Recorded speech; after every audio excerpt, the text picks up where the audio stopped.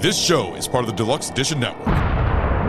To find the other great shows on the network, head over to the deluxeeditionnetwork.com.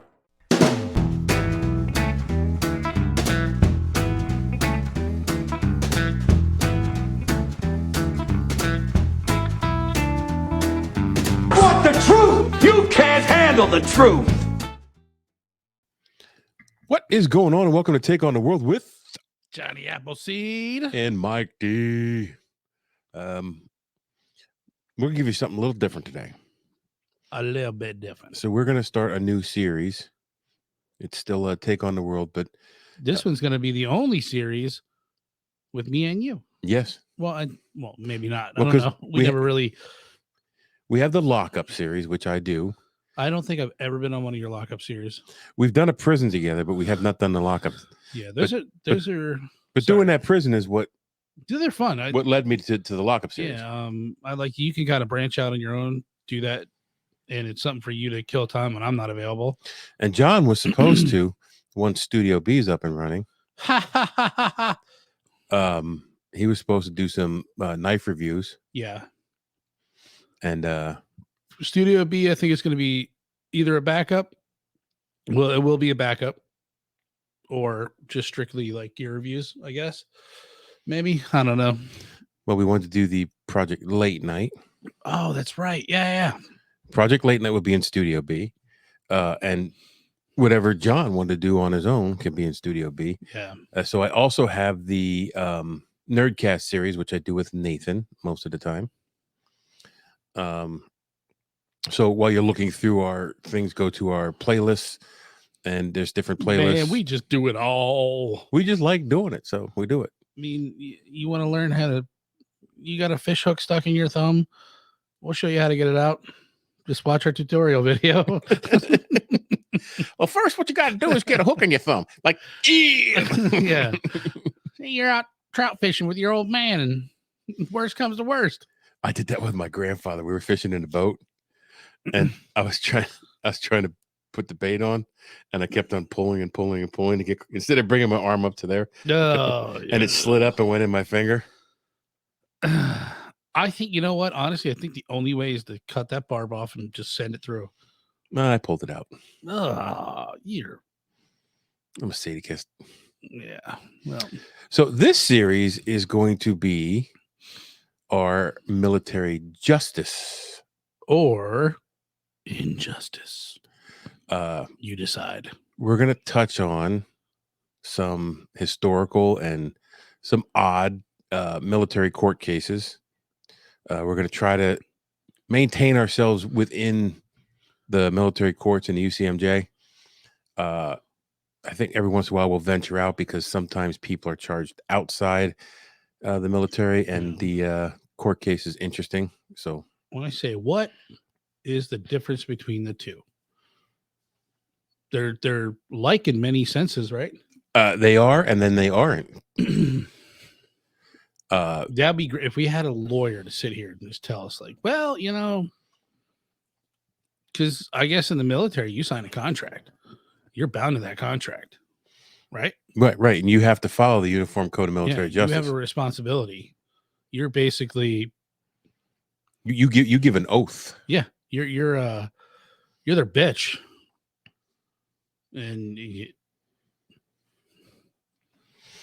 So right? Am I not right? yeah, pretty much so. More or less, lack of better words, I guess. So before we jump into our first case, what's been going on there, Johnny? I don't know. Got a new knife, which we'll review it in like 2 years from now. Okay, good. Yeah, dude. Just preparing for the winter, man. My tree out back is. Thank God, I was kind of scared of it. That big old maple tree had like that fucker was. It's got to be like 100 foot tall, man. And I'm like just looking at these big leaves on it like this. I'm like, oh my God, I got to rake them up when it comes fall time. But they shrivel up on the tree to about the size of like, I don't know, maybe like 3 inches. And then so like the whole tree just fell at once, and it's in my yard. I'm like, well, I can sweep that up in one day. So unlike me, I'm surrounded by trees. I went out and spent 3 hours blowing leaves, and I turned around and looked like I didn't do anything. They're just sucking more leaves out of the trees right down on the ground. It was horrible, dude. Yeah. I gotta go out and do it again. If it's not raining tomorrow, I'm gonna do that. Yeah, I used to live down south in the woods, and oh god, and this is why I hate raking leaves. My stepfather would maybe, as a punishment, or if you were just around and not doing anything, he'd make you go outside and rake the whole backyard. And I just remember having blisters on my hands and just raking and putting this stuff in bags, and it sucked. So I just blow mine into the woods. Into the neighbor's yard? No, just into the down at Chuck's. I blow my leaves down at Chuck's house. So Deb and I this past week were down in Bethesda, Maryland, and all went well there. If you know, you know. But while we're down, the great thing about the Bethesda area is the grocery stores down there. There's so many ethnic grocery stores. Like we go into this one Chinese grocery store. Oh, that's where you had the and it is huge. The sunflower seeds. Yes. This place is like bigger than your regular grocery store here, and it's almost 90% just Asian food, which is cool. Like, and we always get a couple different things. Some things we haven't tried. Some things we get every time we go there, like the sugar crackers. Love them. So we went there. We also went to an Ethiopian restaurant because the food scene down there is crazy. There's so many different ethnicities. I had so much problem with that word last time too. Down there, that there are different food options everywhere down there. Like you could stay down there for a month and not eat the same restaurant twice, easy. That's awesome. And not eat the same kind of food twice. So we went to an Ethiopian restaurant, and I had for some time tried to explain this injera bread to a couple people. I don't know if I talked to you about it. I know I talked to Jack about it. And I really could never explain it right, but I had it once a long time ago, and like I've always wanted to have it again because I loved it. So we went there. We had the injera bread and and you eat it with your fingers. You just rip this bread off and you dip it in the chicken or beef or whatever you got, and you eat it up. It's good. So we got some of the bread brought at home, and that's what we made today for our podcast fuel. Yeah, that was awesome. Was Ethiopian food, some spicy cabbage, and like it's like a spicy beef stew that you dip that bread in and eat up. And good stuff, man. Good stuff. That bread was just, I've never had anything like that. And I wouldn't even consider it bread. It's kind of almost like a tortilla shell, but not. It's like if a pita bread met a tortilla shell and a pancake met a pancake. Yeah. And it had a baby with sourdough bread. Okay. Like it's perfect thing for like just like a vessel to like scoop up all the stuff. And it's got like a nice, like almost sweet, sour, like very moist. Now, granted, you had it more fresh than I did, but it was still. I don't think I could tell the difference. Well, the nice thing about the sweet and sour of the bread, offsets some of the heat in the food, and it's a good combination. And the food is spicy, but it's not like spicy like your mouth is burning for an hour after you eat it. Yeah. As soon as you're done eating it. Just you could taste the spice, but it's not like burny. Now listen, I was worried because as soon as I walked in the house, I could smell it, and it smells awesome. And you told me, I thought you guys had brought it back. No, Deb made this from scratch. She made it so the whole house smells like it. Smells fantastic. I walk in, I'm starving, so we get a bite to eat, and I'm like, dude, I'm gonna have heartburn so bad. But it's been probably over an hour now that we ate. And usually by now, if I have something that doesn't agree with me, I'm burping like every like 5 seconds, 10 seconds, and then the heat's building and building. I got nothing. I tell you, it's good. I got nothing. So we're back from there. We did that whole food scene down there. There's actually, when we were down there one time, I told you this, went to an authentic Chinese food restaurant. Like authentic. Yeah. I did not like it. Give me the American shit, man. So, I also want to mention about the Deluxe Edition Network, proud part of Deluxe Edition Network, group of podcasters. There's something there for everybody, so you want to check it out. It's deluxeeditionnetwork.com. Oh, excuse me. And while you're there, you want to check out the Spotlight podcast for the month of November. And by the way, everybody, happy Thanksgiving, because today's Thanksgiving. Yeah. Yes. Well, when this comes out, it's Thanksgiving. It's not Thanksgiving. Happy today. Big Bird Day. Hope you enjoy your football in Taiki. Yeah. Or Indigenous People Day, whatever you call it. I don't care. Or if you're vegan, hope you enjoy your tofu. Tofuti. Toe turkey. Faux turkey. No, I don't think anybody can enjoy that, dude. I'm sorry. But if that's your thing, that's your thing. I don't judge. Just don't feed it to me. So happy Thanksgiving. So podcast of the month for the month of November is Beard Laws. Beard Laws. It's the month of the beard, no shave November. Yep. And Beard Laws is a podcast that covers a wide variety of stuff. They're from all over. I don't think they live near each other, because when I listened to it, the one guy was like out west someplace, I think. I don't know 100%, but I enjoy it when I listen to it. I've listened to like 4 or 5 episodes now, but check it out. And the other podcast of the month is drum roll. Take on the World. Take on the World is us. So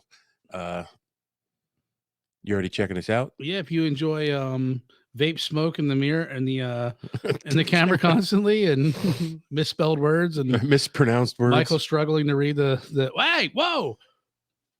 Never mind. We'll mention that. Oh, well, that's the next thing I'm gonna mention. Well, okay. So anyway, check them out.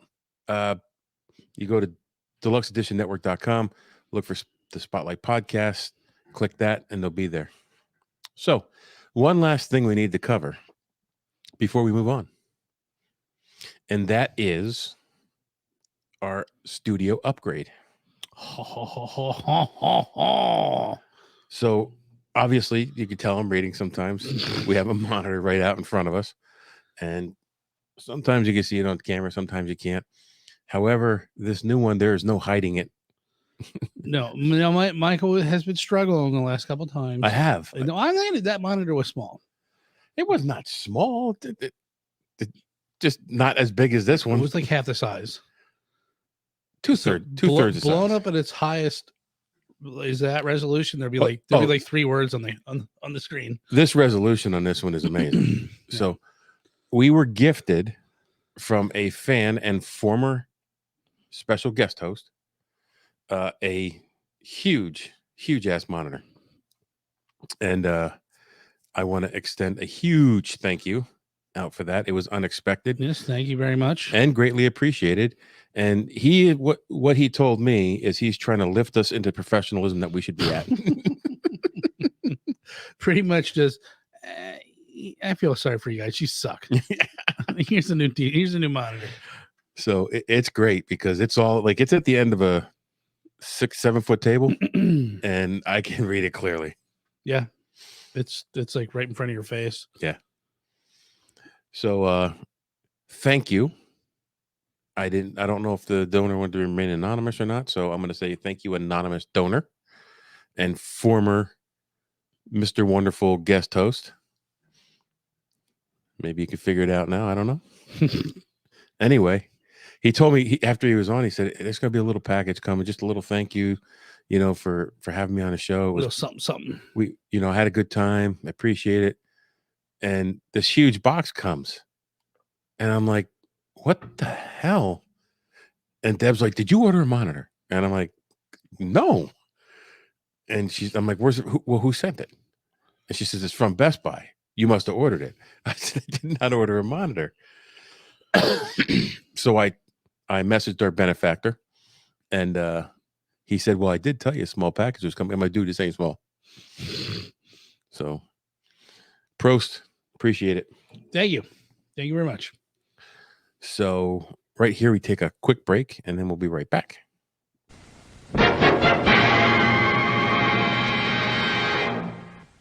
What's up, everybody? I'm Matt, the host of the Beard Laws Podcast, a podcast that has nothing to do with beards. A podcast where we aim to entertain and interact with our live viewers, but our listeners, they're like the quiet person that never talks sitting around the bonfire because the rest of the group is so entertaining, hilarious, wild, and a little bit dumb. So grab a drink, grab a snack, and let Beard Laws and the boys, Toby, Brandon, Logan, Zach, Richie, and our occasional special guest entertain you. We're live on the Beard Laws YouTube Thursdays at 9 p.m. Eastern Standard Time, and for whatever reason you want to see us and or our beards, check us out, thebeardlawspodcast.com. We're everywhere. Face it, dating sucked in your 20s, gets worse in your 30s, and your 40s, forget it. It's a cesspool out there, and we're your flotation device. Join us weekly for saucy chat, ridiculous love gurus, and MILF-worthy fun to spice up your life. The MILF and Me Podcast. Every Wednesday on your favorite pod platform. And the MILFandMePod.com. The MILF and Me Podcast.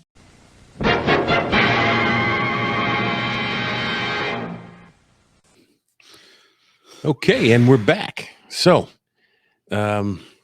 this series is military justice Or injustice. Dun dun dun.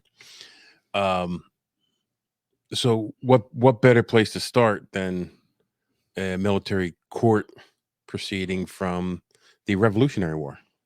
Well, does this go into like why they?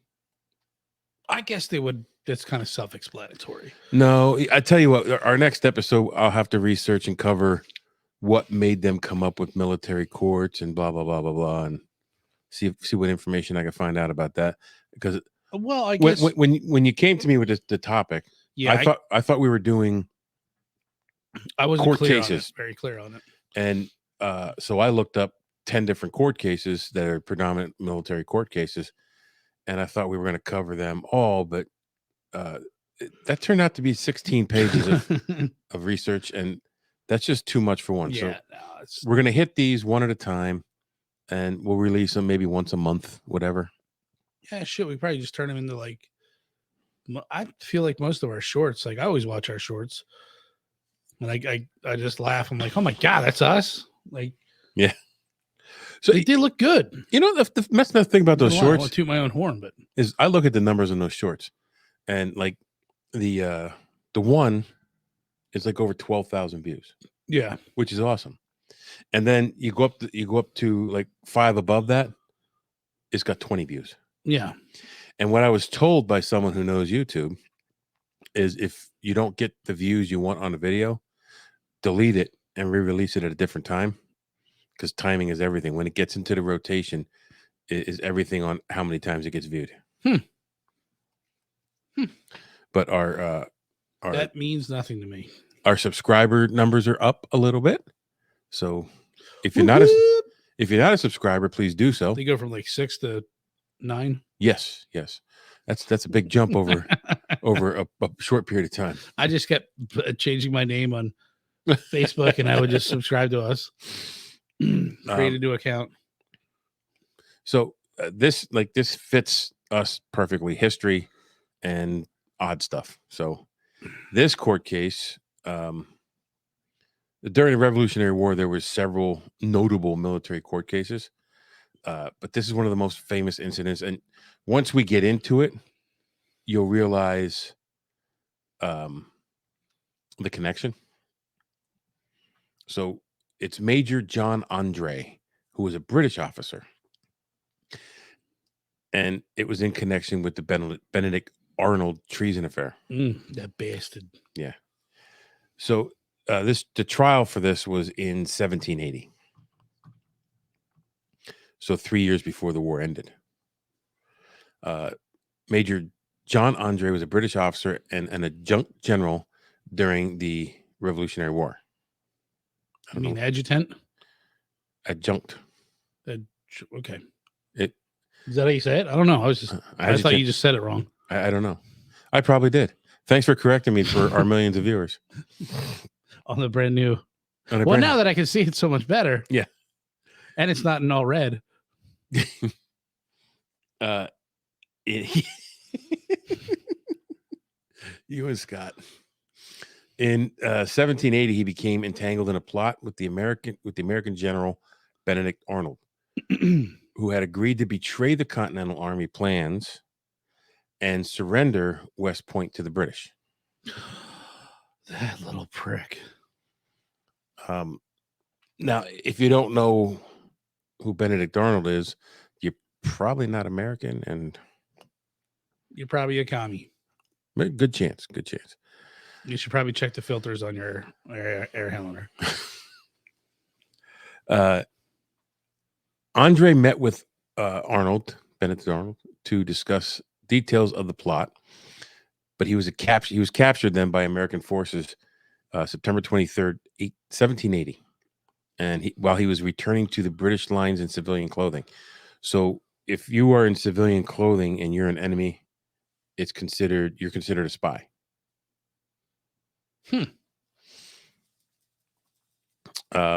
Which is the next line. Whoa, Michael, jump ahead. Andre was charged with being behind American lines in civilian clothing, carrying documents revealing a plan to capture West Point. I thought I am going to have to do some heavy research on military courts and their proceedings, because this says Andre faced a court martial led by General Nathaniel Greene, acting president of the court. The court martial took place at Tappan, New York, from September 29th to October 1st, 1780. I thought a court martial was for like people who were in the U.S. military. Yeah, I don't know. Right. Or maybe it's just a name for the legal proceedings in the military. I don't know, which is unfortunate because it's something I should know for this. Well, I know as much as I do. I don't know. So well, maybe that didn't even exist back then. This is the very first of its kind, right? Well, no, there were other cases and there may be other cases before this, but this one, because it deals with Benedict Arnold. So the court martial took place in Tappan, New York, from September 29th to October 1st, 1780. Andre admitted to his activities that day, what he was doing, but he argued that he was acting as a British officer under the flag of truce and that he should be treated as a prisoner of war. So he says, I wasn't a spy. I wove the white flag. Yeah, I was held at gunpoint. The verdict was he was found guilty of espionage. There were pleas for clemency, but he was sentenced to death. So on October 2nd, 1780, Major John Andre was hanged as a spy. Damn, that's what was a month? Yeah. Hold on. That's a day after the trial. October 1st was the end of the trial. October 2nd, he was hanged. Damn. Take no prisoners. You don't fuck around back then. The execution had significant impact on both sides of the conflict. His dignity and bravery in the face of death garnered sympathy, even from some Americans. I don't understand that. He pled for clemency. He said, no, I was under a white flag of truce. So what exactly was he doing? I know they said he was. Well, he was conspiring with Benedict Arnold to overthrow the West Point. Yeah. The trial highlighted some of the complexities of wartime espionage and the consequences faced by individuals engaging such activities. Yeah. If you're a spy, you're going to die. Spies going to die. It's like snitches get stitches, spies going to die. The trial of Major John Andre remains one of the most famous military court cases from the Revolutionary War era. Huh. So Doesn't sound like it's sounds like it was pretty cut and dry. Yeah, it was cut and dry. Like if you're a spy, you're gonna die. But there was much more to the Benedict Arnold thing than was stated here. But we weren't focusing on Benedict Arnold. We were only focusing on Major John Andre. So that is that. Just enough to wet the whistle. So as you can see, the military justice or injustice took you a little bit. Yeah, sorry. They're going to be kind of short. We're just going over the case. We're not getting into the nits and grits of it. But just highlighting some of the military court cases of history. Scratching the minutia. Yeah. And this one goes back to the Revolutionary War. I think the next one we're going to cover is the Civil War. All right. So hopefully you'll be back for that one. Until then, go take on the world. Click.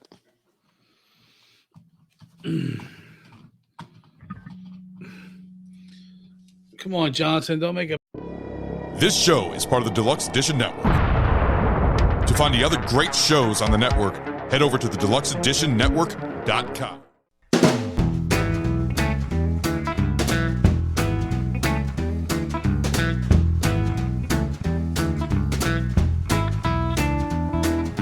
Want the truth? You can't handle the truth.